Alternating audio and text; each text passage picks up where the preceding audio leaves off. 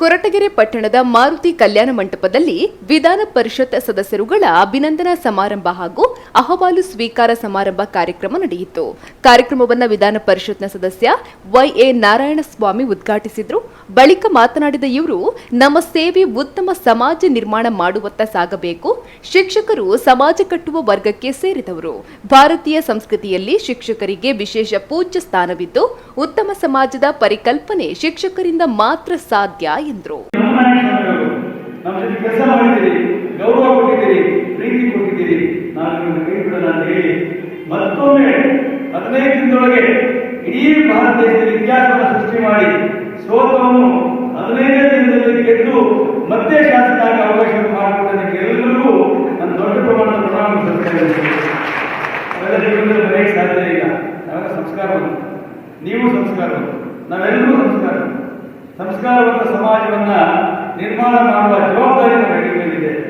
ಯಾರಿಗೆ ಇತಿಹಾಸ ಗೊತ್ತಿಲ್ವೋ ಅವ್ರ ಇತಿಹಾಸ ಸೃಷ್ಟಿ ಮಾಡಕ್ಕೆ ಸಾಧ್ಯ ಇಲ್ಲ. ಯಾರಿಗೆ ನಡೆದ ದಾರಿ ಗೊತ್ತಿಲ್ವೋ ಅವರು ಮುಂದಿನ ದಾರಿ ಕಾಣಲ್ಲ ಅಂತ ಹೇಳಿ ನಾವೆಲ್ಲರೂ ಹೇಳಿದ್ದಾರೆ. ಆ ನಿಟ್ಟಿನ ಆ ಒಂದು ವ್ಯವಸ್ಥೆಯಲ್ಲಿ ಕೆಲಸ ಮಾಡ್ಕೊಂಡು ಬಂದವರು ಸೇರಿ ನನಗೆ ಬಹಳ ಖುಷಿ ಒಂದು ಹೆಮ್ಮೆ ಇದೆ. ಈ ಕೊರಟಗೆರೆ ತಾಲೂಕಿನಲ್ಲಿ ಇಷ್ಟು ಸಮಯ ಅಚ್ಚುಕಟ್ಟಾಗಿ ಕಾರ್ಯಕ್ರಮ ವ್ಯವಸ್ಥೆ ಮಾಡಿದ್ದೀವಿ. ಇನ್ನು ಆಗ್ನೇಯ ಪದವೀಧರ ಕ್ಷೇತ್ರದ ವಿಧಾನ ಪರಿಷತ್ನ ಸದಸ್ಯ ಚಿದಾನಂದ ಎಂ ಗೌಡ ಮಾತನಾಡಿ, ಎಲ್ಲಾ ಶಾಲೆಗಳಿಗೂ ಮೂಲಭೂತ ಸೌಕರ್ಯಗಳನ್ನು ನೀಡುವುದರೊಂದಿಗೆ ಸರ್ಕಾರಿ ಶಾಲೆಗಳನ್ನ ಕಾಲೇಜುಗಳನ್ನ ಶಕ್ತಿಯುತಗೊಳಿಸುವ ಕೆಲಸ ಮಾಡುವುದರೊಂದಿಗೆ ಅನುದಾನ ರಹಿತ ಶಿಕ್ಷಕರಿಗೂ ವಿಶೇಷ ಸೌಲಭ್ಯ ನೀಡುವ ನೂತನ ಮಾರ್ಗಸೂಚಿ ಜಾರಿಗೆ ಬರುವಂತೆ ಮಾಡಲಾಗುವುದು ಎಂದಿದ್ದಾರೆ.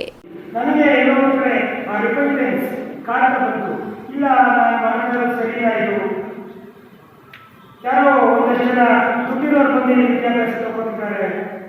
ಆಯ್ತು, ನಾನು ಒಂದಷ್ಟು ಜನ ಫ್ರೀ ಸ್ಕೀಮ್ಗಳನ್ನ ಶುರು ಮಾಡಿದೆ. PUC ಅಂತ ಬಂದಾಗ ಪ್ರತಿ ವರ್ಷ ಫ್ರೀ ಕೊಡುವಂಥದ್ದನ್ನ ನಾನು ಪ್ರಾರಂಭ ಮಾಡಿದೆ ವಿಜ್ಞಾನ ಎಜುಕೇಷನ್ಗೆ. ಅದರಲ್ಲಿ ನಾನು ಈಗಾಗಲೇ 405 ಜನ ಮಕ್ಕಳು ವೈದ್ಯರಾಗಿ ವೈದ್ಯಕೀಯ ಕಾಲೇಜುಗಳಿಗೆ ತಮ್ಮ ಪ್ರವೇಶವನ್ನು ಪಡೆದು ನಮ್ಮ ಕಾಲೇಜಿನಿಂದಲೇ ಕನಿಷ್ಠ ಇಲ್ಲಿವರೆಗೆ ಒಂದು 1000 ಜನ ಮಕ್ಕಳು ಮೆಡಿಕಲ್ ಸೀಟ್ ತಗೊಂಡು, ಅದಾದ ನಂತರ ಒಂದು 300 ಜನ ಈಗಾಗಲೇ ಎಜುಕೇಶನ್ ಮುಗಿಸಿ ವೈದ್ಯರಾಗಿ ಸೇವೆ ಸಲ್ಲಿಸಿದ್ದಾರೆ.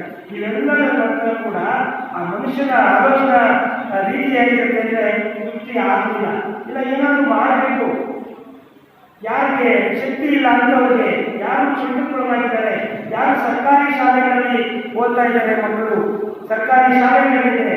ಹಾಗಾಗಿ ನಾನು ನಿರ್ಧಾರ ಬಂದೆ, ಹೋರಾಟ ಮಾಡಿ ಯಾರು ಪರವಾಗಿಲ್ಲ, ನಾನು ಒಂದು ಸಂವಿಧಾನಬದ್ಧವಾದಂಥ ಸ್ಥಾನಮಾನವನ್ನ ನಾನು ಸಂಪಾದನೆ ಮಾಡಿಕೊಂಡು ಆ ಮುಖಾಂತರ ನಾನು ಏನು ಕುಳಿತುಕೊಳ್ಳಬೇಕಂತ ಜನರ ಧ್ವನಿಯಾಗಿ ವಿಶೇಷವಾಗಿ ಈ ನನ್ನ 30 ವರ್ಷಗಳ ಶೈಕ್ಷಣಿಕ ಹಿನ್ನೆಲೆಯ ಅನುಭವ ವೇಸ್ಟ್ ಆಗಬಾರದು. ಅದನ್ನ ಆ ಅನುಭವದ ಹಿನ್ನೆಲೆಯಲ್ಲಿ ಇವತ್ತು ಸರ್ಕಾರಿ ಶಾಲಾ ಕಾಲೇಜುಗಳ ಸಬಲೀಕರಣಕ್ಕೆ ನಾನೇನು ಮಾಡಿಕೊಂಡೆ. ಇವತ್ತು ಪದವಿ ಕಾಲೇಜುಗಳಲ್ಲಿ ಏನೆಲ್ಲ ಸರ್ಕಾರಿ ಕಾಲೇಜುಗಳಲ್ಲಿ ನೀಡಲಿದ್ದಾರೆ, ಆ ಶಿಕ್ಷಕರ ಕೊರತೆ ಏನು, ಅಲ್ಲಿ ಕಲಿತಕ್ಕಂಥ ಮಕ್ಕಳ ವಿದ್ಯಾಭ್ಯಾಸದ ಕೊರತೆ ಏನು, ಯಾವ ಕಾರಣಕ್ಕಾಗಿ ಒಂದು ಸರ್ಕಾರಿ ಶಾಲಾ ಕಾಲೇಜುಗಳು ಎಲ್ಲೋ ಒಂದು ರೀತಿ ಸರುತ್ತಾ ಹೋಗ್ತಾ ಇದೆ ಅಂತ ಆಲೋಚನೆ ಬಂದಾಗ ನಾನು ಈ ಕ್ಷೇತ್ರವನ್ನು ಆಯ್ಕೆ ಮಾಡಿಕೊಂಡೆ.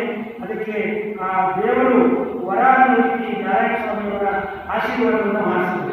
ಇನ್ನು ಕಾರ್ಯಕ್ರಮದ ಅಧ್ಯಕ್ಷತೆಯನ್ನ ಹಿರಿಯ ನಿವೃತ್ತ ಶಿಕ್ಷಕ ಬಿ ಹನುಮಂತರೆಡ್ಡಿ ವಹಿಸಿದ್ದು, ಬಿಇಒ ಸುಧಾಕರ್, ಪ್ರಾಂಶುಪಾಲರಾದ ನಾಗರಾಜು, ಈರಣ್ಣ, ಡಯಟ್ ಉಪನ್ಯಾಸಕ ಶ್ರೀನಿವಾಸ ರೆಡ್ಡಿ, ಬಿಜೆಪಿ ತಾಲೂಕು ಅಧ್ಯಕ್ಷ ಪವನ್ ಕುಮಾರ್, ಶಿಕ್ಷಣ ಇಲಾಖೆಯ ಎಲ್ ಕಾಮಯ್ಯ, ವೆಂಕಟರಾಮ್, ತಿಮ್ಮಯ್ಯ, ವೈಸಿಬಿ ಸ್ವಾಮಿ, ಚಿಕ್ಕಪ್ಪಯ್ಯ, ಲಕ್ಷ್ಮೀಪುತ್ರ, ಬಿಜಿ ಹನುಮಂತರಾಯಪ್ಪ ಸೇರಿದಂತೆ ಇನ್ನಿತರರು ಕಾರ್ಯಕ್ರಮದಲ್ಲಿ ಉಪಸ್ಥಿತರಿದ್ದರು.